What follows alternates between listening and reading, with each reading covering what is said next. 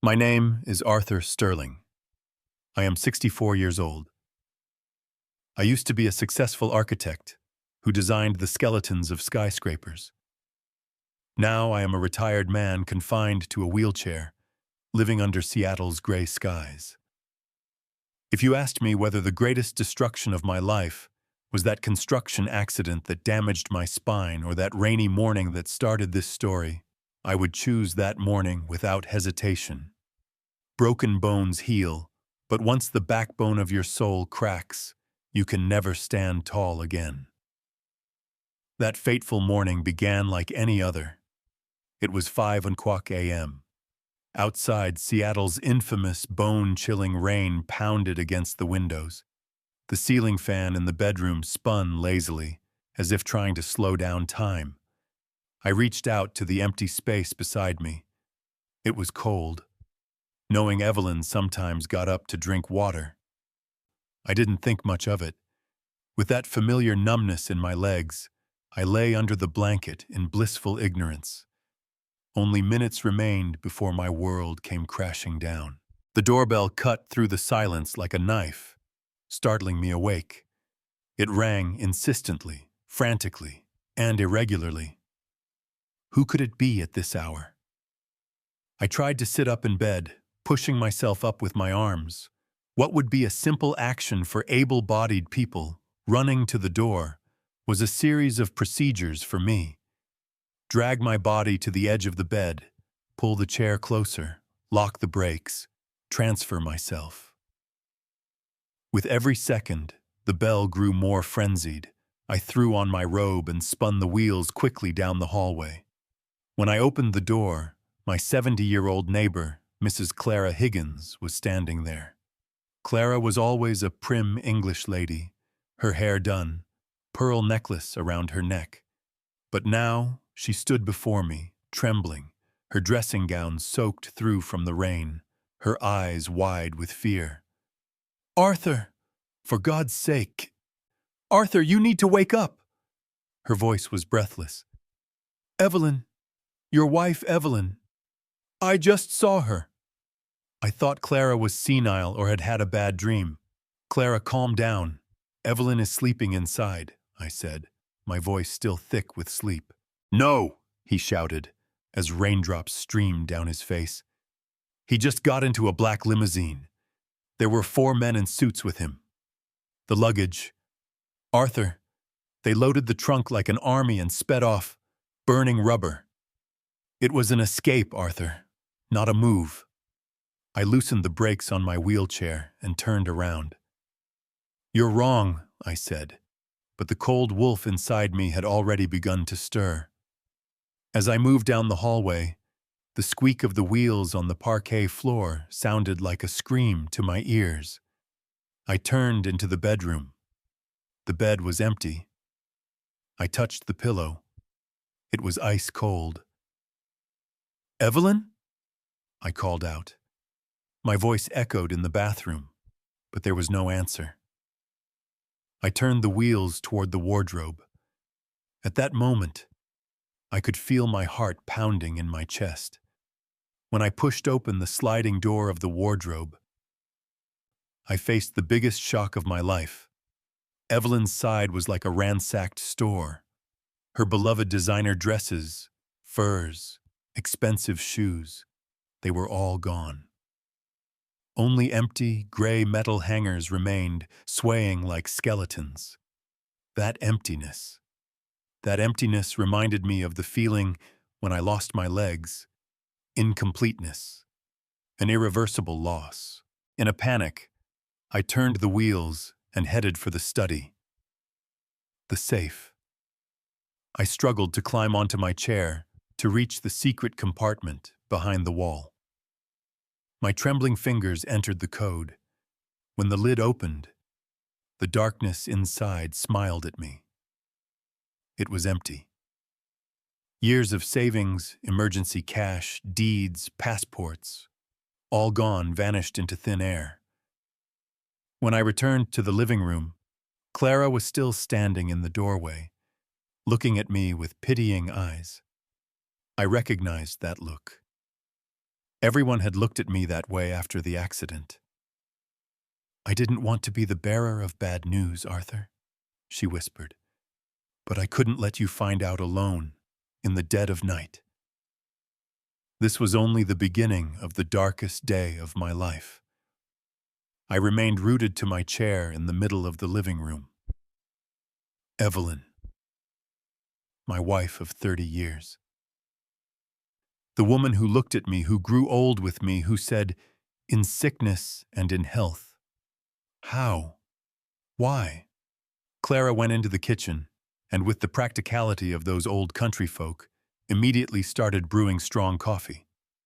I, meanwhile, was looking out the large window in the living room, into the darkness. Evelyn's state last night came to mind. We had dinner together. It was a routine, quiet, peaceful meal. She had smiled at me. How could I not have seen that smile hiding a farewell, a plan of betrayal? With trembling hands, I reached for my phone. I called Evelyn. It rang. It rang. And then voicemail. Her cheerful voice. "Hello, we can't answer right now." I dropped the phone into my lap. At that moment, the small details from the last few months began to come together in my mind. Her always turning her phone face down, the long hours she spent in the bathroom, the nights she went to bed early saying, "I have a migraine." I had attributed these things to old age or the fatigue brought on by my situation. How foolish I was. When she bought herself new clothes, she said, "I want to look nice for you, Arthur." But those clothes were the costumes of another life. Clara came over to me with a steaming cup in her hand. "We need to call the police, Arthur," she said. "The bank first," I said, convinced the voice wasn't mine. As soon as the bank opened, I called customer service. The minutes felt like hours. Finally, the manager handling our account read out my death sentence in that cold, professional voice. "Mr. Sterling, the entire balance in your joint account was transferred yesterday at 4:45 p.m., a total of $120,000. "I didn't authorize it!" I shouted, my voice trembling. "The transaction was made in person at the branch by your wife, Evelyn Sterling. Since it's a joint account, one signature was sufficient, sir."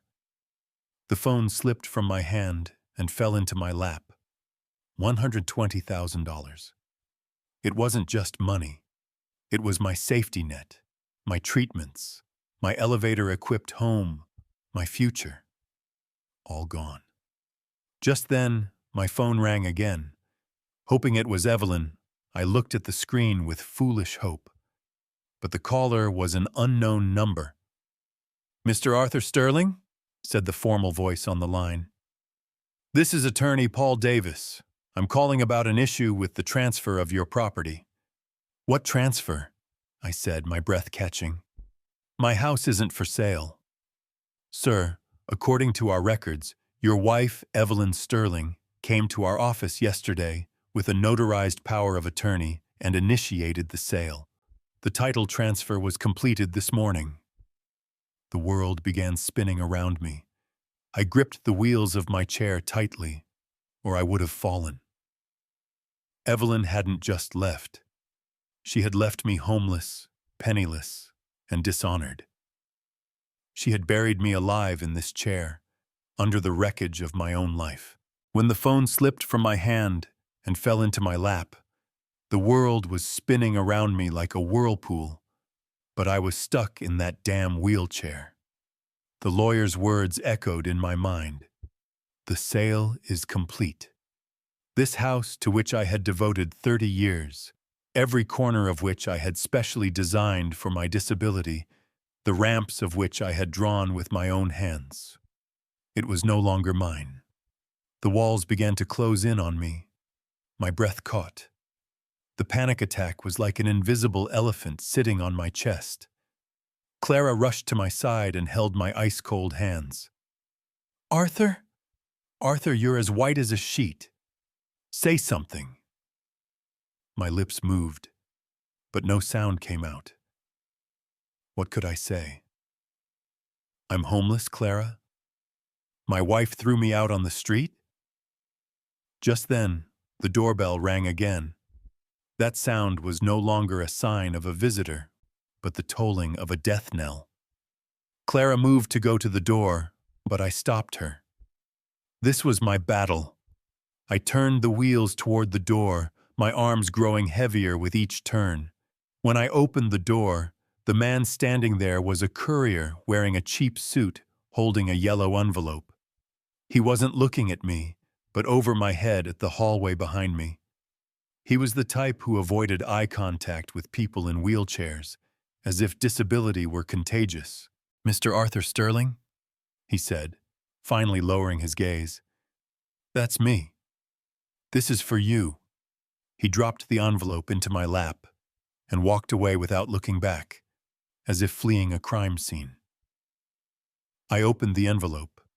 The paper inside was my death warrant, an eviction notice.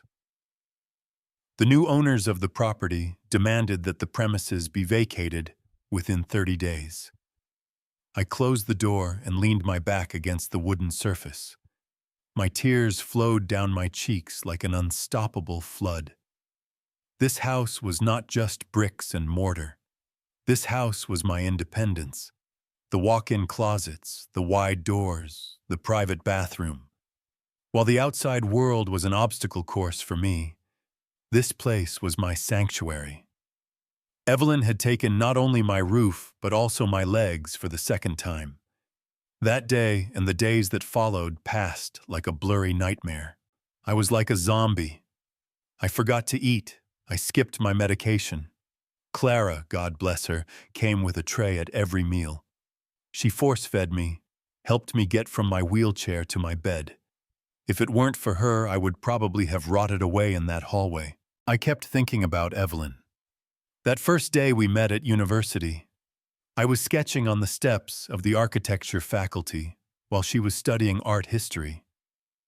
Back then, I could walk, I could run. She loved me just as I was. But what about after that? How could the woman who held my hand in the hospital room after the accident and said, "We'll get through this together, Arthur," now leave me like this, penniless and helpless? I racked my brain. Clues. For God's sake, the clues were everywhere.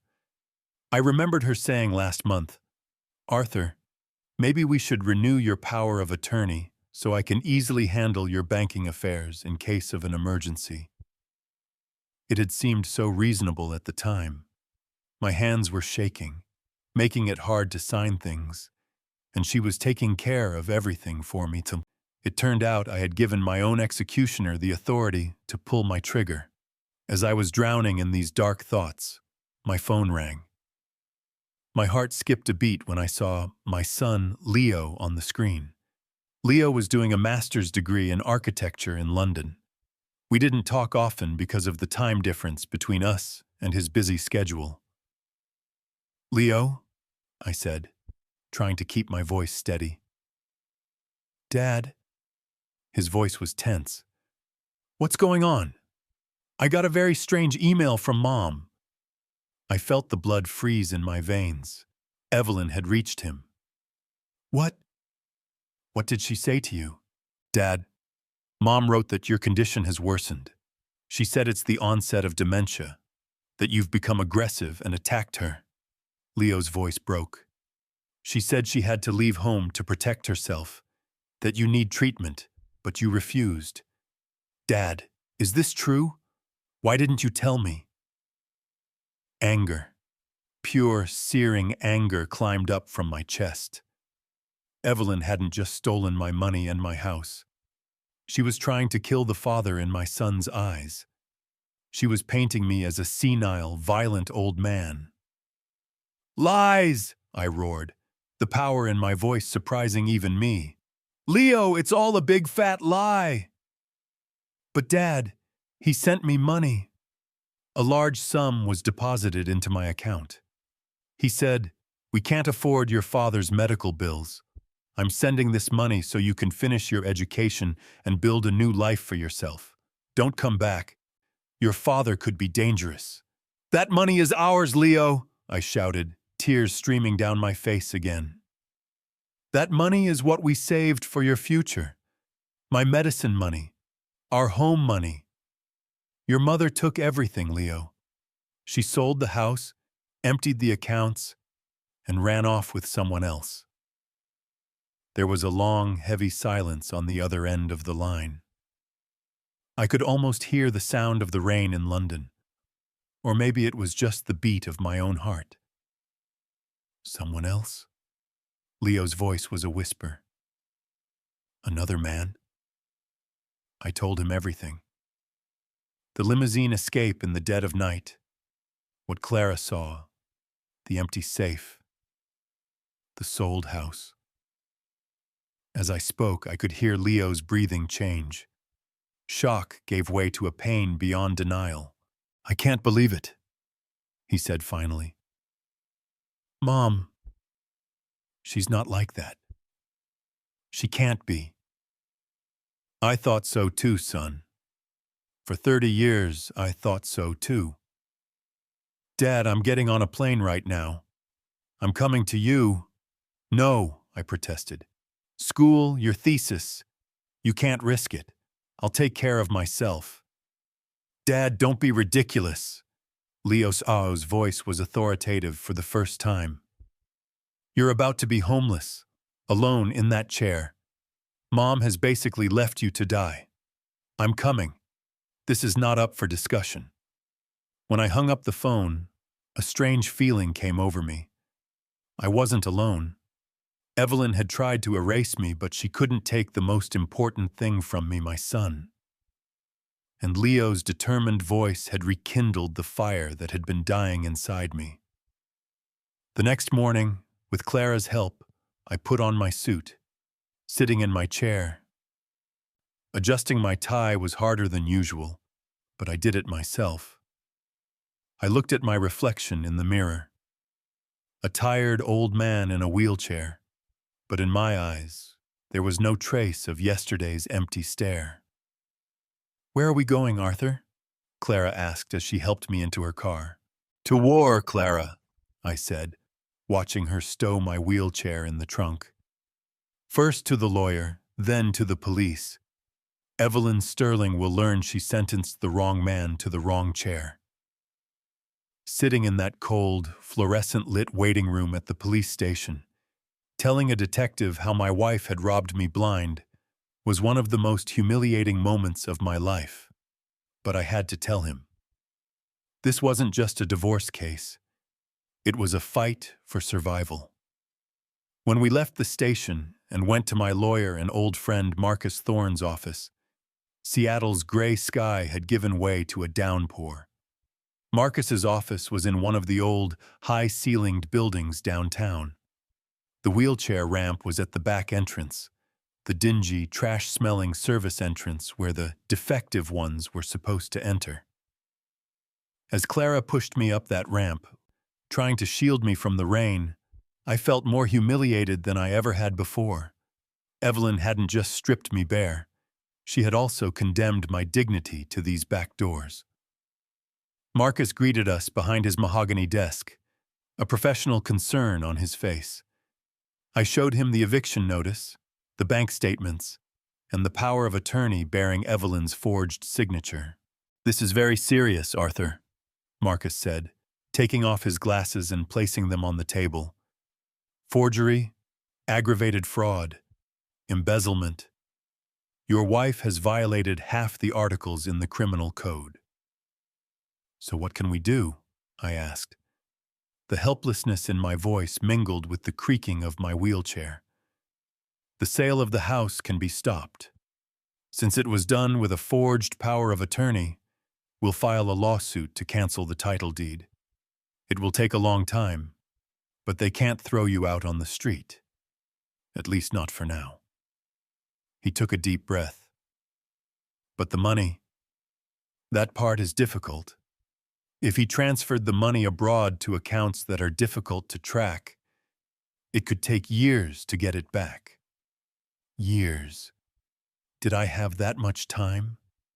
My medication, my physical therapy, the expenses of this house. Years meant a slow death for me. When we left the office, Clara took me home to that house that technically no longer belonged to me. We were silent on the way. I picked up my phone again to try to reach Evelyn. Maybe it was a mistake. Maybe she'd explain. But the number was no longer in service. She had cut me out of her life like a tumor. The next morning, I got a call from Detective Miller. Miller was a retired cop, his voice thick with weariness. "Mr. Sterling, we've found some flight records about your wife," he said. "The morning she left, she boarded a flight to Miami, and she wasn't alone." My heart began pounding in my chest. "With whom?"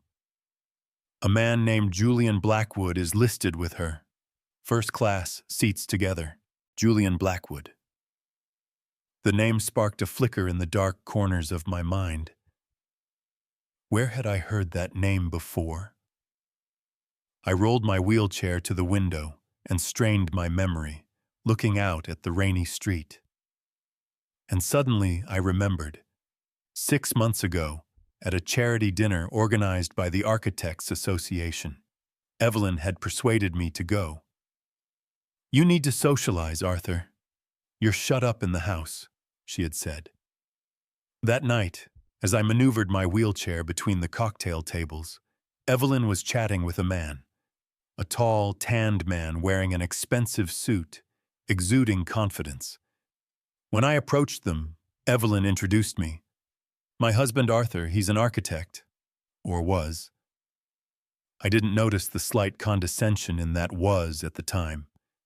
The man, Julian Blackwood, looked down at me with that fake pitying gaze and said, "What a misfortune." He said he was a real estate investor. "I like to buy undervalued properties and polish them up," he added with a smile. It turned out that the property he was referring to was my wife and my life. "Do you know this man?" asked Detective Miller. "I only saw him once," I said, my voice trembling. "The real estate agent. We're looking into it. Apparently, Mr. Blackwood is also married. He abandoned his wife and 2 children, just like your wife abandoned you. They emptied their bank accounts and disappeared. This is a planned scam, Mr. Arthur. 2 con artists found each other." When I hung up the phone, bile rose to my mouth. Evelyn wasn't in love. Evelyn had found someone as rotten as herself. My disability, my wheelchair, my burden, all of it had been an excuse for her. Julian had probably whispered to her that she couldn't live the life she deserved, that she was rotting away by caring for a sick man while she was young and beautiful. That night, I sat at the top of the ramp on the porch. The rain had stopped, but it was cold. I couldn't feel my legs, but the cut in my soul was throbbing. I remembered Evelyn's gaze at Julian that night. It was full of admiration. How had she looked at me all these years? Like a patient, a project, a responsibility. The most painful thing wasn't losing the money. It wasn't losing the house. The worst part was that those 30 years, those vows to grow old together, were thrown away like nothing for a pair of bronze hands and a plane ticket. I felt like half a man, not just below the waist, but my honor, my past, my masculinity. Everything was paralyzed. Just then, a taxi stopped in front of the house. The door opened, and a familiar silhouette stepped out. A young man with slumped shoulders, carrying a single suitcase. "Leo?" My son paid the taxi fare and rushed to the porch, to my side. His face wet with rain and tears, he knelt before me, though. Normally, he would have had to bend down to meet my eye level, but now, with me sitting in my wheelchair, he could rest his head on my chest when he hugged me. "Dad," she said, sobbing. "I'm sorry. I'm sorry I left you alone." I ran my hand through her hair. "You're here," I said. "That's what matters." We went inside. Leo immediately noticed the unusual silence in the house and the emptiness created by Evelyn's absence. Clara brought us tea. The three of us sat in the dimly lit living room, and I told Leo the truth about Julian Blackwood. "Julian Blackwood?"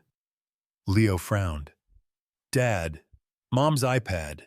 She didn't take it when she left. It was in the study, charging. Maybe we can find something there." I quickly wheeled my chair into the study. Evelyn wasn't tech-savvy. Her passwords were usually birthdays or our wedding anniversaries. Leo brought the tablet. We tried the passwords. Our wedding anniversary. Wrong. My birthday. Wrong. Leo's birthday. Wrong. "Maybe," Leo said hesitantly, "maybe it's something related to Julian." Just thinking about it made me sick, but it was worth a try.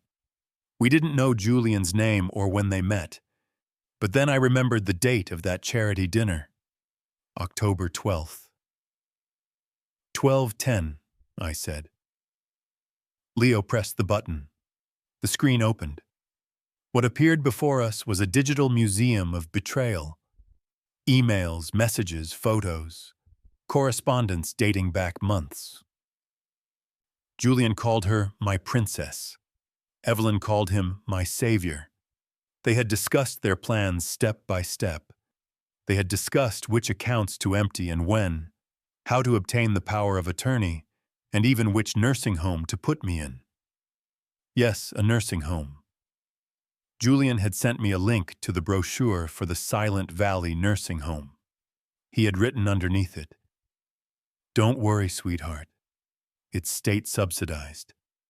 They'll take care of him there, and you'll gain your freedom.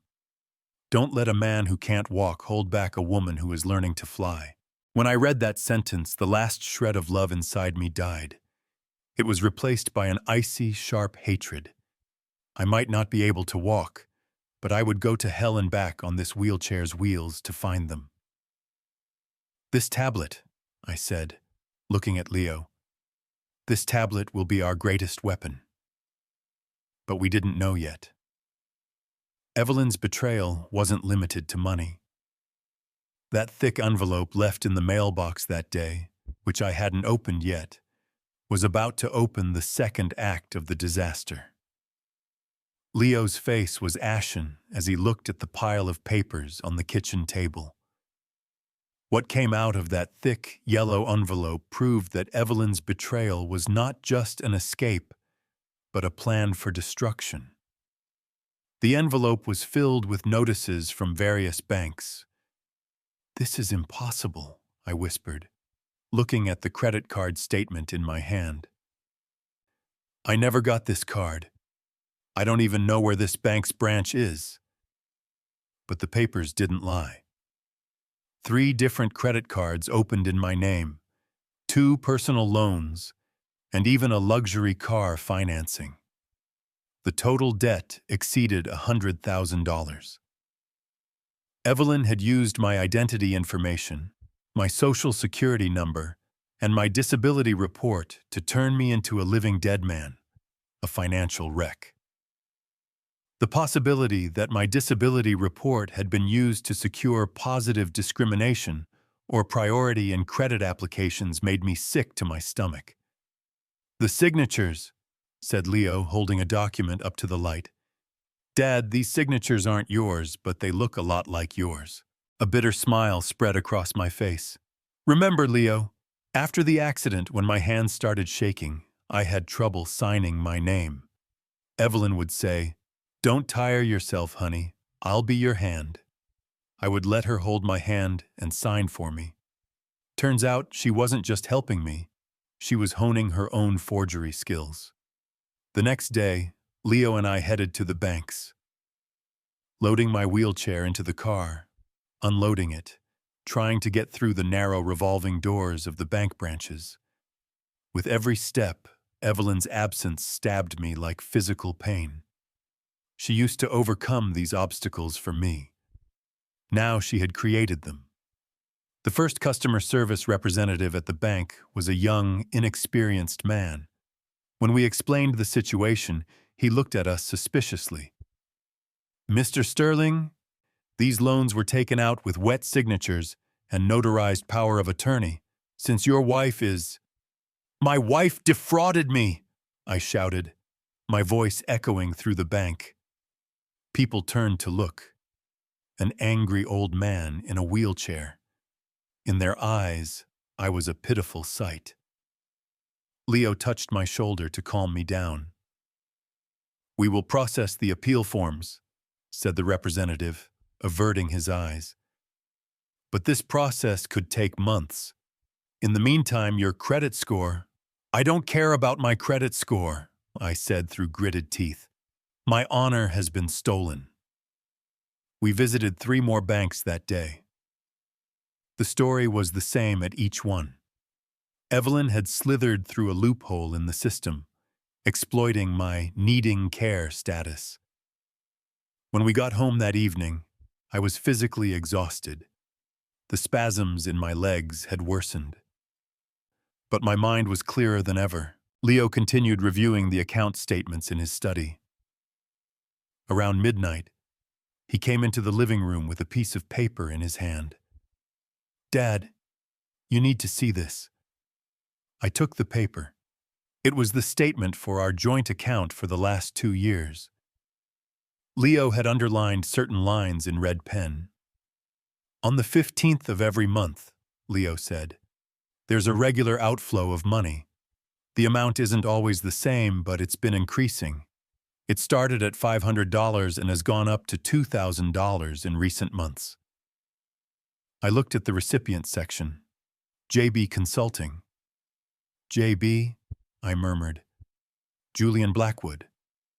"It's not just the last few months, Dad," Leo said, his voice trembling. "These transfers started 2 years ago. Mom has been planning this with this man for 2 years. During your surgery, remember? While Mom was waiting by your bedside at the hospital, she was also sending your money to her lover." This information hit me like a sledgehammer to the chest. 2 years. At that time, I was going through the hardest days after my spinal surgery. Evelyn was by my side, wiping the sweat from my forehead, feeding me soup.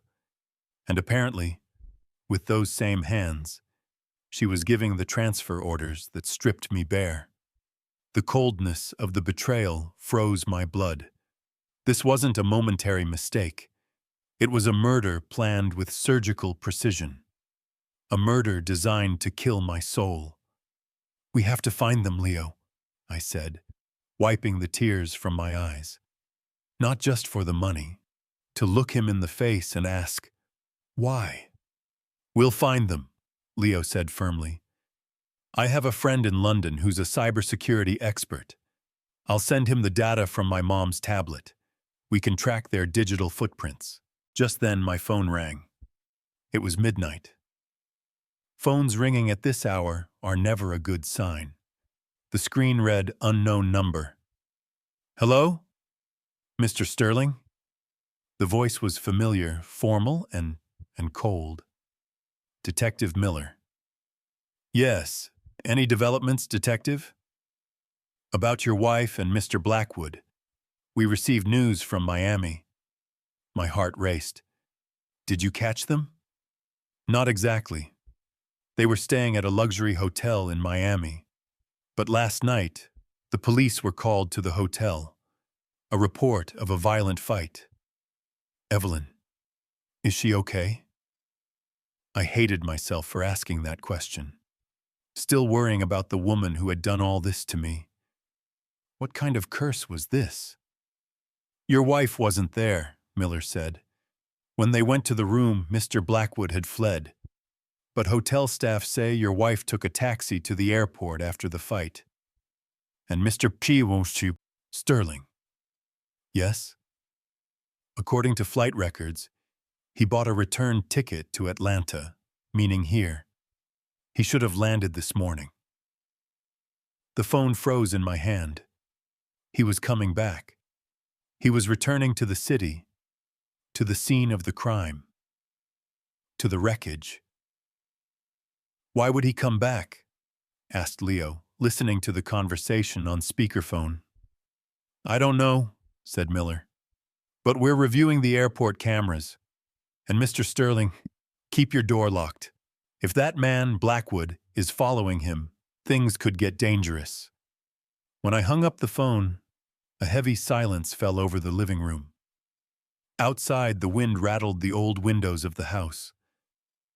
Evelyn had returned. But why? Because she regretted it? Or to retrieve something she had forgotten? One last piece she hadn't yet stolen? She can't come here, Leo said, looking out the window at the dark street. She wouldn't dare. Don't underestimate Evelyn's courage, son, I said, releasing the brakes on my wheelchair. That woman is cold-blooded enough to plan her future based on my paralyzed legs. Neither Leo nor I could sleep that night. We flinched at every creak, every howl of the wind. As dawn approached, with the first light of day trying to pierce Seattle's gray clouds, we jumped at the sound of an envelope being slipped under our door. Leo acted before me, running to the door. He took the envelope and brought it to me. There was no name or stamp on it. Only my name was written. Arthur. This was Evelyn's handwriting.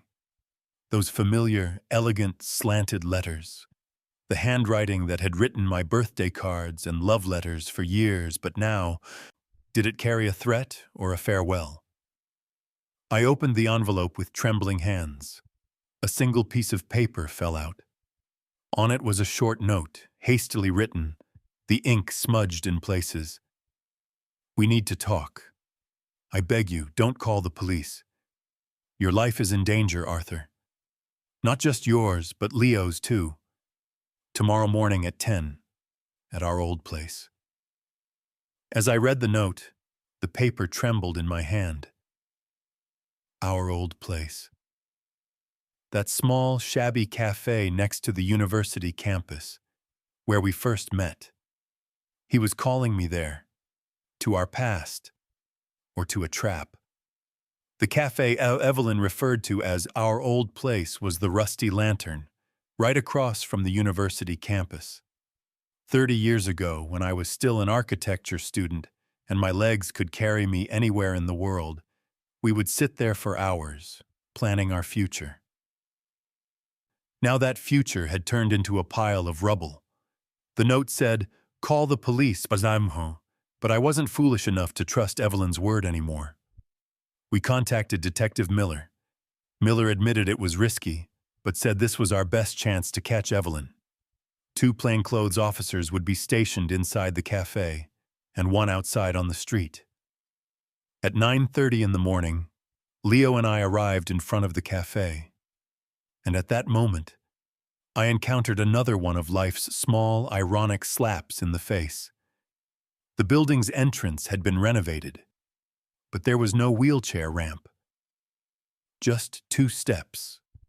2 insignificant steps for an able-bodied person, but an insurmountable wall for me.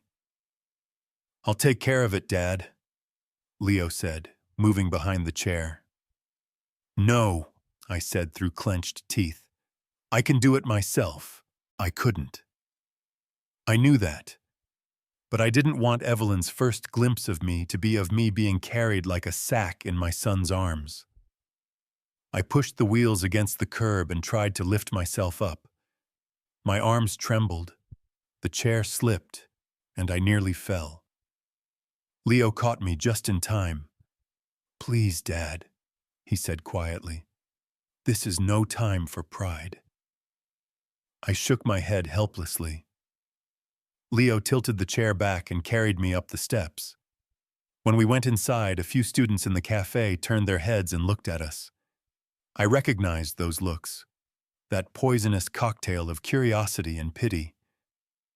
I moved to a table in the far corner, where I could see the entrance. One of the plainclothes police officers was reading a newspaper 2 tables away. The door opened at exactly 10 o'clock. The woman who entered was not my Evelyn. Or at least, it wasn't the proud, well-groomed woman I remembered. She wore a large scarf on her head and dark sunglasses over her eyes. Her shoulders were slumped. Her walk lacked its former confidence. It was as if she felt the need to look back with every step. She saw me.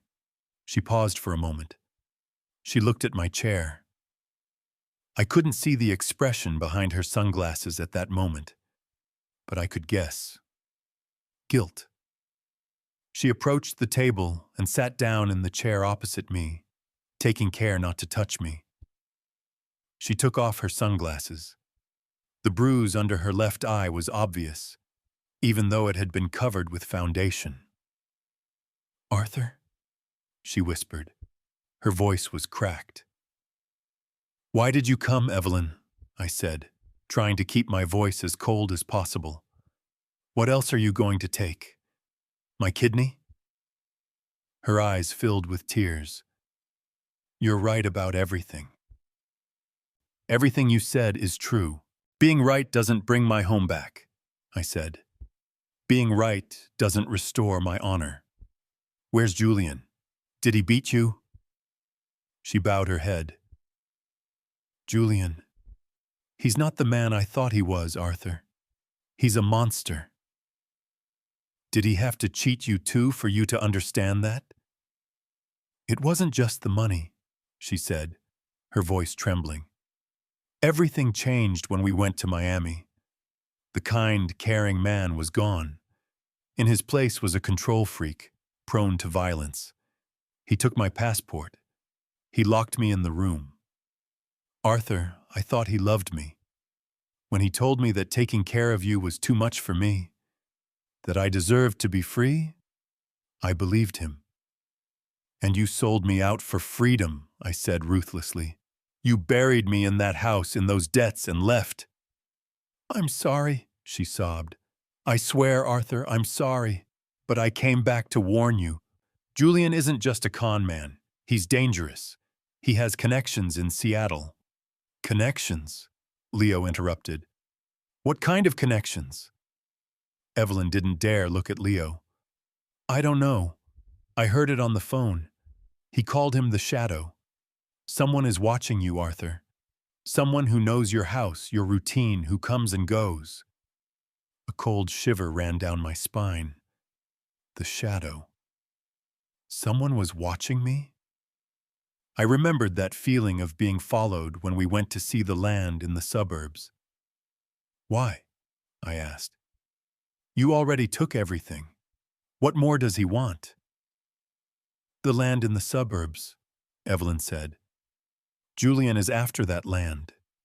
He found out about the new highway project going through that land. That piece of land is worth millions now, Arthur. Millions. That barren land we bought years ago, thinking maybe one day we'd build a little cottage there for retirement.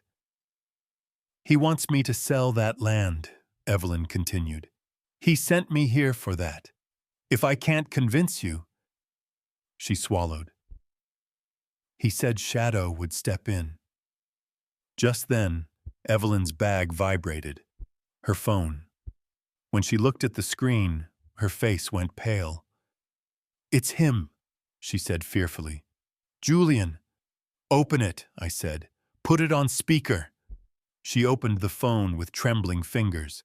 "Where are you?" Julian's voice boomed. "I told you not to leave the hotel." "I needed some air, Julian. I was suffocating," Evelyn said, her voice trembling. "Don't lie to me, Evelyn. Shadow saw you. You're on campus. Did you go to meet that crippled husband of yours?" Evelyn's eyes widened in fear. We really were being watched. "Julian, please, listen to me," Julian said, his voice turning into an icy threat. "Tell him he'll transfer the land to the company I specify within 48 hours. If he doesn't, I'll make that wheelchair his grave, and I'll bury his son next to him. The phone hung up. There was a deathly silence at the table. The threat was no longer abstract. Julian was here, or his eyes were here. Evelyn pulled a piece of paper from her bag. This is the account number in Panama. I managed to stash some of the money there. The password is your birthday. She handed me the paper. This won't save you, but maybe it's a start. I have to go now. I'm turning myself in to the police. Did you know? I said, taking the paper. The police are already here. Evelyn wasn't surprised. She shook her head with a sad smile. I know. Arthur Sterling never acts carelessly. She stood up. She put on her sunglasses. Leo, she said, looking at her son, I love you. No matter what I do, that won't change. Leo didn't answer. He just turned his head away. That was harder for Evelyn than a slap. Evelyn left the cafe. Through the window, I watched as plainclothes police officers approached her, gently but firmly, taking her by the arm. She didn't resist. The woman who had once been the strongest figure in my life was now shrinking away in the back seat of a police car. All that remained was me, Leo, an account number, and the threat of an invisible shadow. Dad, Leo said, his voice tinged with anger mixed with fear. They're watching us. Even now. I looked around. The students in the cafe, the waiter, the people walking outside. Everyone seemed suspicious. Who was Julian's shadow? Let's go, Leo, I said. This game isn't just about money anymore. It's a hunt. But we couldn't go home. That house wasn't safe anymore. The shadow knew it. Julian knew it. Where are we going? Leo asked, helping me down those damn stairs. To Clara's, I said. We can trust her, and we have to go to that land tonight. If Julian wants it so badly, there must be something we need to see there. But as we headed for Clara's house, we hadn't yet noticed the black sedan following us in the rearview mirror. The black sedan in the rearview mirror glided through traffic like a shark. It kept its distance but never disappeared from view. Leo gripped the steering wheel tightly, his knuckles white. They're following us, Dad, he said, his voice tense. They've been on our tail since we turned the corner. Calm down, Leo, I said, trying to suppress the tremor in my voice. You might just be suspicious. Maybe it's a coincidence. But we knew it wasn't a coincidence when the sedan suddenly sped up and tailgated us. Julian's threat wasn't a bluff. Whoever Shadow was, they were right on our tail now. Hold on tight, Leo shouted, suddenly jerking the steering wheel to the right. At that moment, I was once again confronted with the crushing helplessness of being disabled. An able-bodied person could brace themselves by pressing their feet against the floor of the car, resisting the centrifugal force. But me, my legs swung wildly to the right like uncontrolled weights. The muscle strength to hold my body was weakening.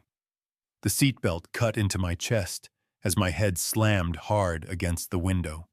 Dad, are you okay? Drive, Leo, just drive, I moaned, despite the throbbing in my head. My wheelchair, folded up in the back seat, rattled with a metallic clang at every turn, making sounds as if my own metal skeleton were breaking. Leo plunged into Seattle's back streets. On the steep hills of the city center, the car went up and down like a roller coaster. Every bump sent lightning through my spine. I felt less like a passenger and more like a box being tossed around in the trunk. The black sedan wouldn't give up. The roar of its engine echoed through the rainy streets. We have to lose him, Leo said, his eyes on the rearview mirror. If we get on the highway, they'll catch us. We have to stay on the back streets. Leo turned onto a narrow service road next to a construction site. The car plowed through muddy puddles. The sedan behind us hesitated. It was too low to drive on this rough road. Leo seized the opportunity, floored the gas pedal, and merged into traffic on the next street. We drove silently for minutes. Leo kept checking the mirrors. The black sedan was gone. "I think we lost them," Leo said, breathing a deep sigh of relief. "Where are we going, Dad? Is Clara's house safe?" "Not yet," I said, wiping the cold sweat from my forehead. "First, we have to go to that land, Leo. We have to see with our own eyes why Julian is willing to kill for that piece of dirt." "But Dad, it's outside the city. What if they find us there?" "They won't. They've lost us now. This is our only chance. If we uncover the secret of that land, we'll have leverage against Julian." We made a tense hour-long drive out of the city into the suburbs. Neither I nor Leo spoke along the way. There was only the sound of the engine and the rhythmic movement of the windshield wipers. Evelyn's face, Julian's voice, and that mysterious shadow kept spinning around in my mind. Who was this shadow? Who could know us so well, know our routines? When we arrived at the land, the view shocked me. When we bought this place 30 years ago, it was surrounded by swamps and bushes. It was the very definition of not a soul in sight. But now it was a green oasis in the middle of a massive construction site. Luxury villas were rising on the right side of our land, while a massive shopping mall was under construction on the left. And right in front of us, crossing the edge of our land, was a wide, newly paved highway connection. "My God," Leo whispered as he pulled the car to the side of the road. "Dad, this place has become the new heart of the city." Evelyn was right. This land was the missing final piece of the giant puzzle. The highway needed to pass through our land to connect to the shopping center. That's why it was worth millions. "We have to get out and take a look," Leo said. I took my wheelchair out of the trunk, but the real struggle began then. The ground was wet soil and gravel. The thin front wheels of my chair sank into the mud as soon as they touched the ground. "Don't push, Leo, it's sinking," I said, disappointed. "I'll manage," said Leo, taking off his jacket and tossing it aside. He tilted the chair back, balancing it on just the large rear wheels, and began to carry me. This was an incredible physical effort for him, and he was drenched in sweat. I, on the other hand, had never felt so much like a burden. 30 years ago, I had run hand in hand with Evelyn across this land. Now my son had to push me like a wheelbarrow. As the value of this land increased, my own value seemed to decrease. As we advanced toward the center of the land, we noticed something strange. Red stakes were hammered into the ground at regular intervals. Small flags fluttering on them read, "J.B. Dev." "J.B.," Leo said, pausing out of breath. "Julian Blackwood." "The land is in my deed, Leo," I said angrily, "but that bastard has already parceled it out, as if it were a sure thing." Further ahead, near the forest edge of the land, we saw fresh tire tracks and crushed grass. Someone had been here. Recently. "Look at this," Leo said, pointing to a cigarette butt. He bent down and picked it up. Menthol. Slim cigarette. Julian didn't smoke. At least that's what Evelyn had said. "Shadow," I whispered. "Shadow might be keeping watch here." Just then, amid the howling wind, we heard the sound of an engine. It was coming from far away, not from the main road, but from the forest road behind the fields. A black SUV was gliding through the trees toward us. It wasn't the sedan on the highway. It was another vehicle. "Dad," Leo said, his voice panicked. "They're waiting for us here. This is a trap." "Get back in the car," I yelled. But the mud, that damn mud. Leo tried to turn me around quickly, but the wheels spun. The chair tipped sideways. I fell into the mud, into that cold, wet earth. My face was buried in the mud. My legs lay numb beneath me. "Dad!" Leo crouched beside me in horror.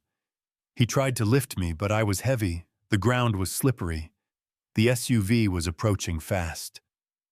"Leave me, Leo," I said, spitting mud. "Go to the car. Call for help." "No way!" Leo roared. Fueled by adrenaline, he scooped me up. He left the wheelchair behind in the mud. Carrying me in his arms, he started running toward the car. The doors of the vehicle behind us opened. 2 men in suits got out. "Stop!" one of them shouted. Leo threw me into the back seat, jumped into the driver's seat, and started the engine. The wheels spun, sending gravel flying into the air, and the car shot forward. When I looked back, I saw the men had stopped running. They weren't chasing us. They were just watching. And worst of all, my wheelchair, my legs, were there, at their feet, in the mud. Gasping for breath, Leo slammed his fist on the steering wheel as we pulled onto the highway. "I left you there. I'm sorry, Dad. I'm sorry." "You saved me, Leo," I said, touching his shoulder with my muddy hands. But inside I was bleeding. My chair was gone. Now I was truly, completely dependent. "Where are we going?" Leo asked, his voice trembling. "There's only one place," I said. "Clara's house. We have to go there. She'll help us, she always has." If only I had known. If only I could have seen that poisonous smile beneath the mask of help at that moment. We were fleeing the lion's den only to enter the hyena's lair. Clara's house, directly opposite ours, with its well-kept garden and Victorian architecture, was the most elegant building in the neighborhood. This house, where we used to stop for coffee on Sunday mornings, now seemed like a refuge to me. But refugees can sometimes turn into the deadliest traps.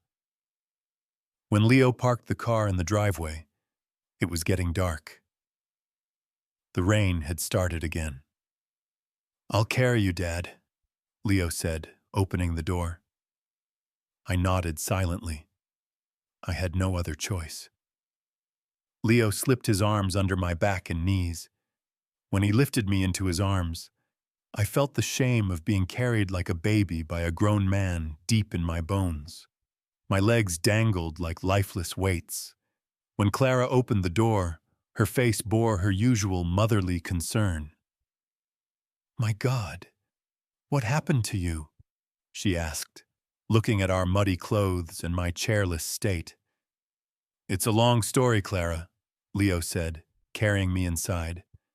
"We need a place to put my father down. We lost his chair. He left me on the large, velvet-covered, flower-patterned sofa in the living room." I leaned my back against the pillows, but my mobility was zero. That sofa was now a prison for me. If I wanted water, I couldn't get up to get it. If there was danger, I couldn't escape. "I'll make something warm right away," Clara said, hurrying to the kitchen. "You rest a bit in the meantime." Leo sat down next to me, rubbing his face with his hands. "We're safe here, Dad," he whispered. "I'll call the police. We saw those men on the property. That should be enough evidence." My eyes scanned the room. Clara's house was like a museum. Porcelain dolls, antique clocks, lace tablecloths, everything was in perfect order. But an unfamiliar scent reached my nose. A sharp, minty smell hidden beneath the scent of lavender and mothballs. Menthol. My gaze fell on the crystal bowl on the coffee table. Inside it lay a silver-plated, elegant lighter, and next to it, a half-open pack.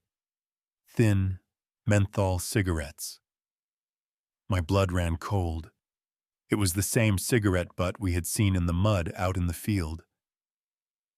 "Leo," I whispered, gesturing toward the coffee table with my hand. Leo looked. His eyes widened. He understood. At that moment, the clattering from the kitchen stopped. Clara entered, carrying a silver tray. On it were steaming teacups and freshly baked cookies. The smile was still there, but the look in her eyes had changed. That warm, neighborly auntie look was gone, replaced by a cold, calculating stare. "Would you like some sugar?" she asked, placing the tray on the coffee table, next to that damn cigarette pack. "You," said Leo, standing up. "The cigarette in the field. It was you." Clara's smile widened, but it wasn't a smile. It was a predator baring its teeth. She sat down calmly in the chair, crossed her legs, and took a cigarette from the pack. "I'm very careless," she said, lighting the lighter. The flame danced in her glasses. "My doctor tells me to quit, but I can't resist in stressful moments."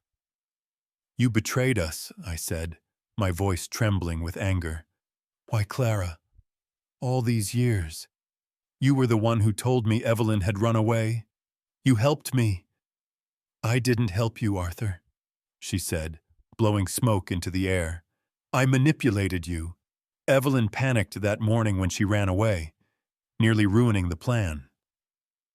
When I saw her, I had to wake you up immediately so you'd focus on your own inner crisis instead of panicking and calling the police.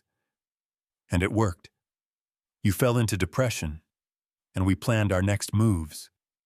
"We?" "Me and Julian," she said. "Oh, of course you know him as Julian Blackwood. I prefer to call him my nephew, Thomas." Her nephew.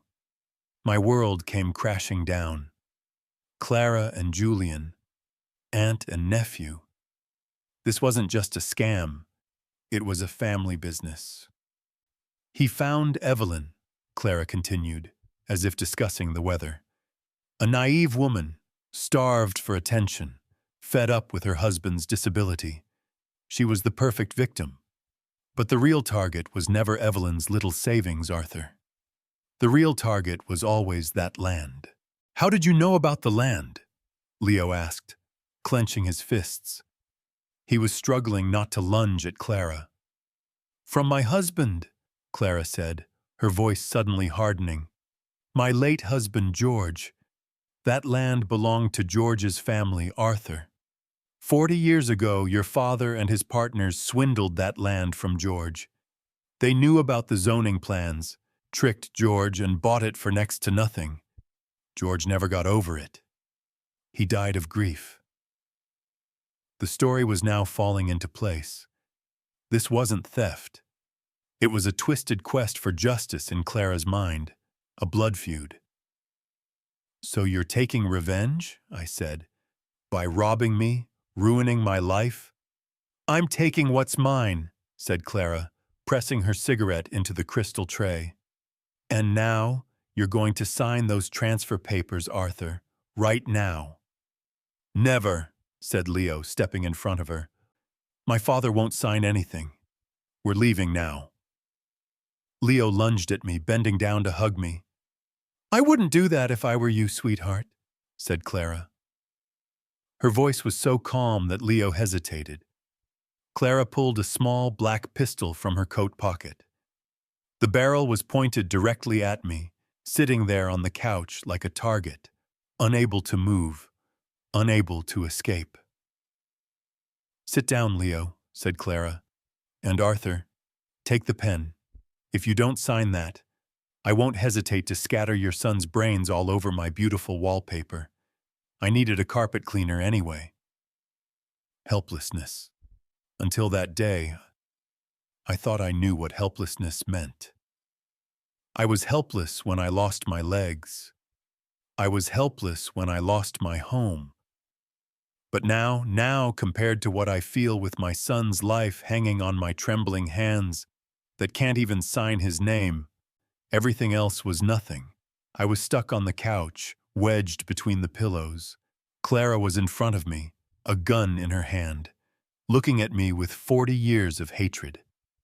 It was raining outside, and I had nowhere to run, no legs to take me there. That velvet couch in Clara's living room had turned from a soft piece of furniture into an iron trap in a matter of seconds. The muscles in my back were cramping from sitting in the wrong position, sending sharp pains down my spine. But this physical pain was nothing compared to the horror I felt at the sight before me. Clara sat in the armchair opposite us, holding that old black pistol. The expression on her face wavered between the serenity of someone listening to a hymn at Sunday Mass and the cold-bloodedness of a butcher. Leo stood beside me, his muscles tense, like a spring ready to snap at any moment. But he couldn't. Clara's finger was on the trigger, and the barrel was locked onto my chest. "Thomas will be here soon," said Clara, glancing at the antique clock on the wall. "The rain must have slowed traffic. That boy was always impatient." "You don't have to do this, Clara," I said, trying to keep my voice steady. "The police could be here any minute. We got rid of your men who were following us in the field, but you think you've gotten rid of them?" Clara laughed. It was a dry, soulless laugh. "They led you here, Arthur. It was fear that pulled you out of that mud, and fear always drags a person to the harbor they believe is safest. Our harbor." Just then, the roar of a car engine was heard outside. The light from the headlights filtered through the curtains and danced ghost-like across the faces of the porcelain dolls on the wall. The door opened. With the wind that swept inside, the smell of mud and expensive cologne filled the living room. Julian Blackwood, or Thomas, as Clara called him, stood in the doorway. His wet hair was plastered to his forehead, his eyes blazing with anger. The mask of the suave businessman who had deceived Evelyn had fallen away, revealing a street thug underneath. "Still hasn't signed?" he asked, stepping onto the beautiful Persian rug without removing his shoes. "We've been waiting for you, dear," said Clara in a calm tone. "I wanted the family to be together." Julian walked toward me. When he leaned over me, I caught the smell of alcohol on his breath. "Well, well," he said, grinning, showing his teeth. "The great architect Arthur Sterling, look at you. You're piled up like a sack of potatoes." "Where's Evelyn?" I asked. I knew the answer, but I wanted to provoke him. I needed to buy time. "Evelyn is probably crying behind bars right now," Julian said indifferently. "She served her purpose. Just like you." He pulled a folded file from his coat pocket and slammed it onto the table. "Sign this. Transfer of the land. In exchange for your lives." "I can't hold a pen," I said. It wasn't a lie. When I got stressed, the tremor in my hands reached a level that would make Parkinson's patients jealous. "My hands. I have nerve damage." Julian's face contorted with rage. "Don't play games with me, you cripple!" he yelled, grabbing my collar. When he shook me, I thought my neck would snap. "Let go of my dad!" Leo yelled, jumping to his feet. "Sit down!" Clara roared. This time she pointed the gun at Leo. Julian let go of me, straightened my shirt, and took a pen out of his pocket. He forced it between my fingers. "Hold this. If necessary, I'll hold your hand and make you sign it. Just like your wife did." That sentence hit me like a slap in the face. He was using Evelyn's betrayal like a weapon. I tried to hold the pen. My fingers wouldn't obey. I made a meaningless scribble on the paper. "Write properly!" Julian yelled, slapping me on the head. "Can't you see I can't do it?" Leo's voice was tearful. Watching his father being humiliated hurt him more than a gun could. Just then, blue and red lights began flashing outside the house. There was no siren, but the dance of those lights was enough to paint the living room walls. Julian ran to the window. "Damn it! The police! You sold us out, Auntie. This was supposed to be safe." "Calm down, Thomas," said Clara, but the steel in her voice cracked for the first time. She stood up, her trembling hands still pointing the gun at me. "Open the door! Police!" The megaphone voice from outside split the night. "We can escape through the back door," Julian said in a panic. "Let's leave the hostages." "No!" Clara screamed. The final stage of madness glowed in her eyes.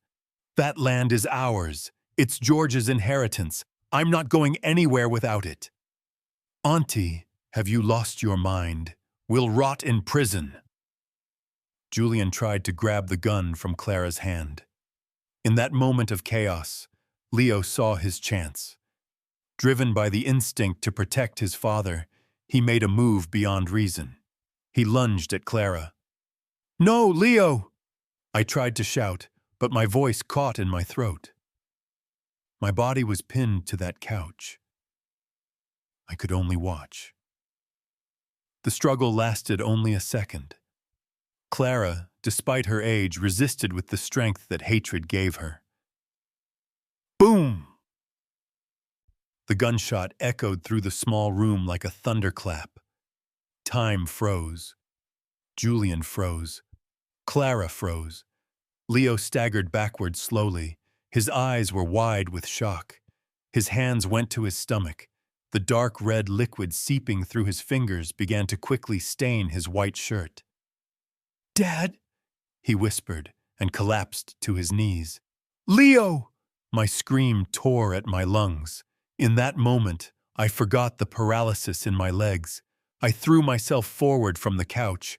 I fell to the floor, onto the carpet, and began dragging my body toward my son on my hands, crawling like an animal, a wounded animal. The door burst open with a loud crash. "Police! Drop the gun! Get down on the floor!" Men in black uniforms poured in. Julian raised his hands and knelt. Clara stood frozen, staring at the smoking gun in her hand. An officer roughly pushed her to the floor and handcuffed her. But I didn't see them. I only saw my son. I cradled Leo's head in my lap. His face was as white as chalk. His blood was staining my hands, those trembling hands that couldn't sign his name. "Hang on, son," I begged. "Hang on, the ambulance is coming." "It doesn't hurt, Dad," Leo said, his voice growing hoarse. "It's just so cold." I held him tighter. I was trying to keep him alive with the warmth of my own body. Police radios crackled around us. Orders were being barked out. But my world had shrunk to the pale face in my arms and that awful red stain. Evelyn had taken everything from me. My money, my home, my pride. But she couldn't take Leo. I couldn't let her. "Please, God," I whispered, praying for the first time in my life. "You took my legs. You took my life. Don't take him. Take me. Don't take him." When the paramedics came in, they had to use force to separate me from my son. The hospital waiting room was colder than Clara's living room. The fluorescent lights glinted off the chrome arms of my wheelchair, blinding me. I hadn't changed the blood-stained shirt I was wearing. The blood on my hands had dried, turning into a brown stain. The nurses had brought wet wipes for me to clean up, but I refused. That blood was part of my son's fight for life. I couldn't clean myself up while he was fighting there. The hours dragged on. Every time the operating room door opened, my heart skipped a beat and I held my breath. Leo was inside. The bullet had grazed his liver and caused damage to his intestines. The doctors said his condition was critical but stable. This medical term was a polite way of saying, be prepared, but don't lose hope. When Detective Miller sat down next to me, the first light of dawn was streaming through the window. He had 2 paper cups of coffee in his hand. Drink this, Arthur, he said, pressing the cup into my hand. You need to stay on your feet. Although, he glanced at my wheelchair and swallowed his words. I mean, you need to be strong. I took a sip of coffee. It tasted like nothing. Did they talk? I asked. Julian is singing like a canary, Miller said, wrinkling his nose. He's ready to sell his aunt out to make a deal, but Clara, that woman is a tough nut. She's not saying a word, just staring at the wall and smiling. Tell me everything, Miller. What's the story with that land? Why does Clara hate us so much? Miller opened his file. We searched the archives, Arthur. Clara was right. Partly. What do you mean, partly? The land belonged to Clara's husband, George Higgins, in the 1980s. But George was a weak character with gambling debts. A group of investors who learned the land was going to be developed cornered George. Fake deeds, threats. In the end, George had to hand over the land for next to nothing. What does this have to do with me? You know the man leading the investor group, Miller said, giving me a meaningful look. Richard Vance, Evelyn's father. Richard, my father-in-law. That authoritarian man who never considered me worthy as a son-in-law. I remember the condescending smile on his face when he gave us that land at our wedding, calling it a small gift for your future. It turns out he didn't give us a gift, but a crime scene, a curse. Richard Vance acquired the land through legal means, Miller continued. But whether to ease his conscience or to get rid of it, he gave it to you as a wedding gift. Clara's husband George couldn't bear losing the land and committed suicide. Clara has sworn revenge ever since. And because Richard died, I finished, he chose me and Evelyn to pay the price. Exactly. He brought Julian, his nephew Thomas, into Evelyn's life years ago. It was a meeting disguised as a coincidence. They used Evelyn's anger towards her father and her unhappiness in her marriage to you. They convinced Evelyn that the family fortune was actually stolen and that you were part of that crime. Did Evelyn know? My voice trembled. About the land's past? Julian told her. But his version of the story. He said you knew everything, that you were working with his father. Evelyn saw you not only as a failed husband, but also as her father's accomplice. I buried my head in my hands. Lies, manipulation, misunderstandings, they all combined to become the bullet that killed my son. Evelyn was guilty, yes, but she too was a pawn in Clara's 40-year-old hatred. Just then, the operating room door opened. The surgeon in the green scrubs walked towards us. When he lowered his mask, his face showed a tired but relieved expression. Mr. Sterling? My son, my breath caught. Your son is a very strong young man, said the doctor, smiling. We removed the bullet. We stopped the internal bleeding. He's out of danger. My tears poured out like a dam that couldn't be held back. Thank you, was all I could whisper. Thank you. They took Leo to intensive care. I looked at him through the glass.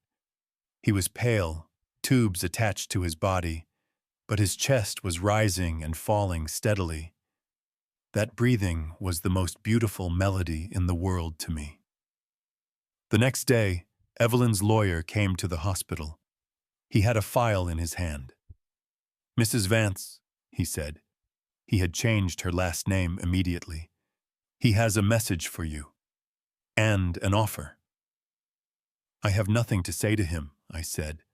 without taking my eyes off Leo. You might want to hear this. Evelyn wants to make amends for the damage her father and she caused. She signed all the papers needed to sell the land. She's giving up her entire share. All the proceeds will go to you. She also told the prosecutor where the money she transferred to Julian's account is. Your debts will be paid. He placed the file in my lap. One last thing, said the lawyer. Evelyn had a breakdown when she learned that Clara shot Leo. I may be a thief, but I'm not a murderer, she said. She doesn't have the face to confront you, but she wanted you to know. Clara's hand may have pulled the trigger, but it was her own greed that loaded the gun. A month had passed when we left the hospital. Leo was in a wheelchair, but only temporarily. Unlike me, he would walk again. I was in a new wheelchair too. The latest model, lightweight, highly maneuverable, which Leo had ordered online while in his hospital bed. Your Ferrari, Dad, he had said with a laugh. The sale of the land took place at a record price. We paid off the debts. I bought Clara's house, that cursed museum, and had it demolished. In its place, I had an accessible park built for children with disabilities. I named it George's Garden. Perhaps this was the only way to bring Clara's husband's spirit peace, to break the cycle of hatred. I never saw Evelyn again. She was in prison, paying for her crimes. But her greatest punishment was not being able to be there for her son's recovery, not being able to see him take his first steps for the second time. One evening, as I sat on the balcony of our new home, that modern apartment, fully equipped with smart home systems and wheelchair accessible, Leo came over to me. He was walking with a cane, but he was getting stronger every day. Dad, he said, looking out over the city. That day, at Clara's house, when the gun went off, I saw how you threw yourself in front of her, how you crawled over to me. His eyes filled with tears. Your legs may not work, but you're the strongest man I know. I looked at him. The buildings and bridges I had built over 30 years, none of them were as solid as the pride I felt at that moment. We didn't collapse, Leo, I said. Only our foundation was shaken. And now, we're rebuilding it stronger than before. My story ends here, my friends. Life sometimes strikes you where you feel most secure, at your core. It knocks you down, renders you immobile. But what matters isn't how strong your legs are. What matters is having a reason to get back up when you fall. A sun, a hope. I'm Arthur Sterling. I can't walk, but I learned to fly. And believe me, the view is amazing from up here. I'm truly happy you're here and that I could share my story with you. If you liked it, show me by liking the video and subscribing to my channel. Let's see how many of us there are. Write in the comments which city you're watching from and what time it is. I'm very curious to know where all you wonderful people are joining from. I share new life stories for you every day. And now one of my most popular stories will appear on your screen. You can watch that one too if you like.